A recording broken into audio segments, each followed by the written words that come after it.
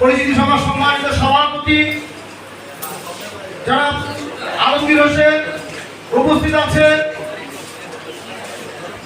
গণ অধিকার পরিষদের সভাপতি এবং গণমানুষের নেতা, শ্রমিক শ্রেণীর নেতা, এই যুগের মাওলানা ভাসানী, আমাদের প্রাণপ্রিয় নেতা জনাব নুরুল হক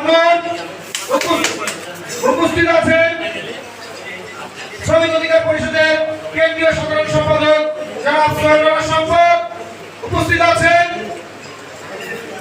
সিএনজি অটোরিকশা ইউনিটের সদস্য সচিব জনাব জুয়েল রানা আরিফ সহ সবাইকে আমার সালাম এবং শুভেচ্ছা।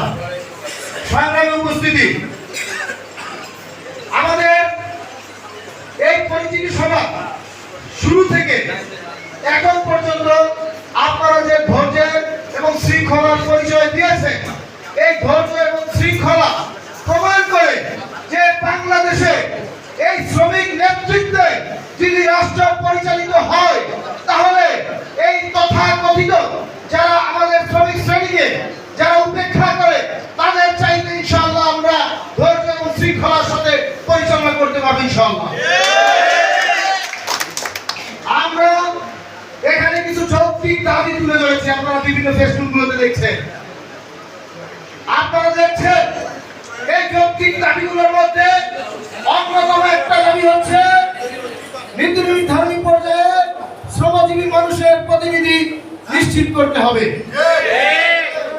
আজকে যদি শ্রমিক শ্রেণীর নেতৃত্ব এবং রাষ্ট্র নীতি নির্ধারণী পর্যায়ে শ্রমিকদের প্রতিনিধি থাকতো, তাহলে এই যে ঢাকা ঠ নিয়ে আজকে যে সমস্যাটা, অর্থাৎ এই ঢাকা মহানগরী যত দিন যাচ্ছে বড় হচ্ছে, আমরা দেখেছি এক সময় এই কামরাঙ্গীচর এটা সুলতানগঞ্জ ইউনিয়ন ছিল, এক সময় এই যে ত্রিমোহনী ইউনিয়ন ছিল, নন্দীপাড়া ছিল, উত্তর খান দক্ষিণ খান আগে ইউনিয়ন ছিল।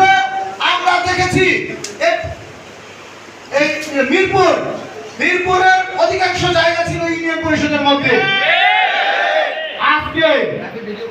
আজকে দেখেছি ভাই পিছন থেকে ভিডিও করতে জেলার আয়তনটাকে সংকুচিত করা হচ্ছে, মহানগরটাকে আস্তে আস্তে বড় করা হচ্ছে। কিন্তু অত্যন্ত দুঃখের এবং পরিতাপের বিষয়, মহানগরের এই আয়তন বেড়েছে, কিন্তু বৈধভাবে সিএনজি পালনের কোনো উদ্যোগ নেওয়া হয় না। বরঞ্চ আমাদের জেলার মধ্যে যে সিএনজি গুলো রয়েছে, সেই পূর্বের আয়তনের চাইতে অর্ধেকেরও কম আয়তন রয়েছে। এখন এই পর্যায়ে জায়গা সংকুলন হচ্ছে না, পর্যাপ্ত প্যাসেঞ্জার পাওয়া যাচ্ছে না। এজন্য আমরা অনতিবিলম্বে মহানগরের জেলার যে ঢাকা হয়ে ন্যূনতম 3000 সিএনজিকে আমরা মহানগরের মধ্যে চলাচলের দাবি জানাচ্ছি।